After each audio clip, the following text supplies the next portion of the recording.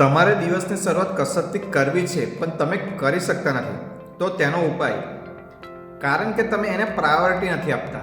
આપણી પાસે સમયનો અભાવ નથી, પણ આપણી પાસે પ્રાયોરિટીનો અભાવ છે, પ્રાથમિકતાનો અભાવ છે.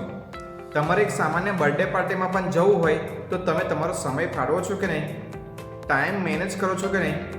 પણ આપણે આપણા સ્વાસ્થ્યની ચિંતા નથી કરતા જ્યાં સુધી કે આપણા બોડીમાં કોઈ મોટી બીમારી ના આવે. તેના કરતાં આપણે જો સમયસર ચેતી જઈએ તો એ મોટા ભાગની બીમારીઓથી આપણે બચી શકીએ છીએ.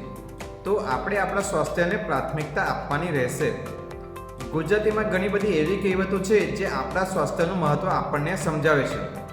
જેમ કે પહેલું સુખ તે જાતે નર્યા, સ્વાસ્થ્ય એ સાચી સંપત્તિ છે, સ્વસ્થ શરીર એ સાચું ધન છે, વગેરે. તો હેલ્થ, વેલ્થ, રિલેશનશિપ અને એન્ટરટેનમેન્ટ, આ ચારમાંથી જ્યારે સિલેક્ટ કરવાનું આવે તો હેલ્થને નંબર 1 પર હોવું જરૂરી છે.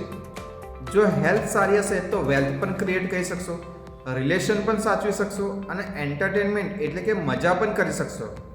પણ જો હેલ્થ ખરાબ હશે તો આ જ બધી વસ્તુનું કોઈ જ મહત્ત્વ નહીં રહે.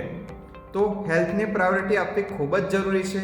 હેલ્થને એકવાર લિસ્ટમાં નંબર 1 પર મૂકીને જુઓ, તમે ચોક્કસ કસરતથી દિવસની શરૂઆત કરી શકશો. શેર કરો અને વધુ માહિતી માટે ફોલો કરો.